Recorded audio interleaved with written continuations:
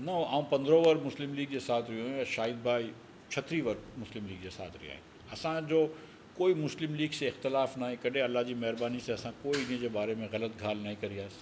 असां कोई जे बारे में ग़लति ॻाल्हि न करूं था। आउं हमेशह चवां थो कि काए इमरान ख़ान हुन, नवाज़ शरीफ़ साहब हुन, ज़रदारी साहब हुन, मौलाना फज़लुर रहमान साहब हुन, जितना भी माण्हू आहिनि बधे पाकिस्तान जा मुहिब वतन आहिनि, बधे जो दिलि में पाकिस्तान जो दर्द आहे, बधे चाहनि था कि पाकिस्तान में बहितरी हुए।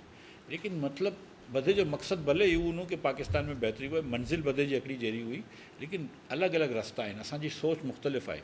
मुंहिंजी सोच इकनॉमिक पॉलिसी में बहु मुख़्तलिफ़ थी हुई मुस्लिम लीग जी प्रिवेलिंग सोच जे अंदरि, जो कि आउं सम्झंदो हुउसि कि मियाँ साहब त फ्री मार्केट जे अंदरि बिलीव करना हुआ, लेकिन डार साहब एतिरो न करना हुआ, शहबाज शरीफ़ साहब एतिरो न करना हुआ।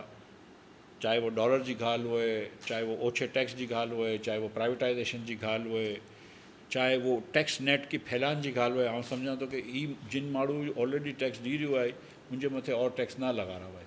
नौकिरी पेशा माण्हू जो ऐं 35 से वधाईंदे 38.5% टैक्स करी विझी आयो, इहा ज़्यादती आहे। इन जो बिज़नेस इंडिविजुअल्स जे मथे 49.5% टैक्स आहे, 50% थी वियो न।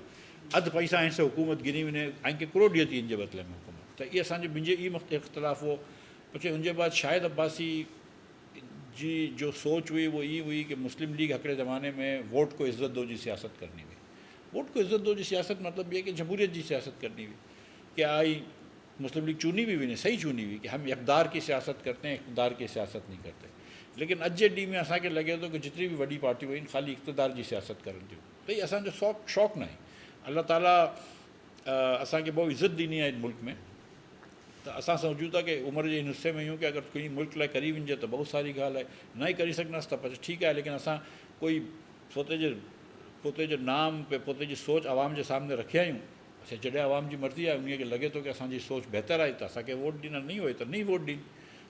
लेकिन असांजो ही फ़र्ज़ु आहे कि असां पोते जी सोच के सामने गिनी वञिजे कि पाकिस्तान में जमहूरी सोच होनी चाहिए, और बिलखसूस पाकिस्तान के अंदर आवाम की सेवा की सोच होनी चाहिए कि आवाम की खिदमत करो और आवाम के मफाद को आगे लेकर आओ। ये स्पेशल इंटरेस्ट जो मफाद के अॻियां गिनी अचनि था।